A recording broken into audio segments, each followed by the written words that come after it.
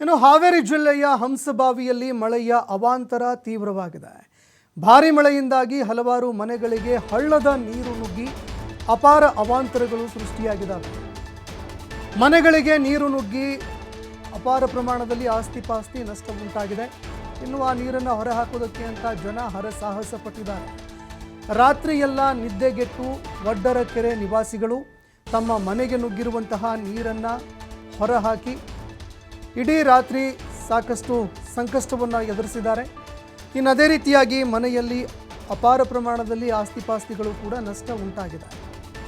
ಮನೆ ಮುಂದೆನೇ ಹರಿತಾ ಇರುವಂತಹ ವಡ್ಡರಕಟ್ಟೆ ಹಳ್ಳದ ನೀರಿನಿಂದಾಗಿ ಅನೇಕ ಅವಾಂತರಗಳು ಸೃಷ್ಟಿಯಾಗ್ತಾ ಇದೆ. ಇನ್ನು ಮಹಾಮಳೆಯಿಂದಾಗಿ ಹಂಸಬಾವಿ ಗ್ರಾಮಸ್ಥರು ಹೈರಾಣಾಗಿ ಹೋಗಿದ್ದಾರೆ.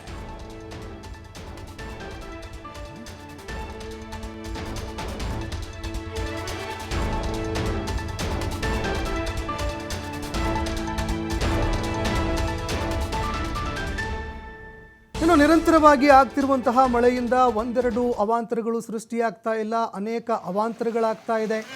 ಹಾವೇರಿ ಜಿಲ್ಲೆಯ ಹಂಸಬಾವಿ ಅಲ್ಲಿ ಆಗಿರುವಂತಹ ಮಳೆ ಇದು. ಈ ಮಳೆಯಿಂದಾಗಿ ಅನೇಕ ಅವಾಂತರಗಳು ಸೃಷ್ಟಿಯಾಗಿದ್ದಾವೆ. ಅದರಲ್ಲೂ ಈ ಒಂದು ಮಹಾಮಳೆಯಿಂದಾಗಿ ಗ್ರಾಮಸ್ಥರು ಹೈರಾಣಾದಂತಹ ಪರಿಸ್ಥಿತಿ ಉಂಟಾಗಿದೆ. ಮಕ್ಕಳು ಮರಿಯಂದೆ ಎಲ್ಲರನ್ನ ತಮ್ಮ ತೋಳಿನಲ್ಲಿ ಹಿಡಿದುಕೊಂಡು ಇಡೀ ರಾತ್ರಿಯನ್ನು ಕಳೆದಿದ್ದಾರೆ ಜನ. ರಾತ್ರಿ ಇಡೀ ನಿದ್ದೆ ಇಲ್ಲದೆ ತಮ್ಮ ಮನೆಯಿಂದ ನೀರನ್ನು ಹೊರಹಾಕುವಂಥದ್ದೇ ಕಾಯಕ ಆಗಿತ್ತು. ಇನ್ನು ಅಪಾರ ಪ್ರಮಾಣದ ಆಸ್ತಿಪಾಸ್ತಿಗಳು ನಷ್ಟವಾಗ್ತಾ ಇದೆ. ವಡ್ಡರಕಟ್ಟೆ ಹಳ್ಳದ ನೀರು ಮನೆ ಮುಂದೆನೇ ಹರಿತಾ ಇದ್ದರೂ ಕೂಡ ಇದಕ್ಕೆ ಸಂಬಂಧಪಟ್ಟಂತೆ ಯಾವುದೇ ರೀತಿಯಲ್ಲೂ ಕೂಡ ಕ್ರಮ ಕೈಗೊಳ್ಳಲಾಗ್ತಾ ಇಲ್ಲ.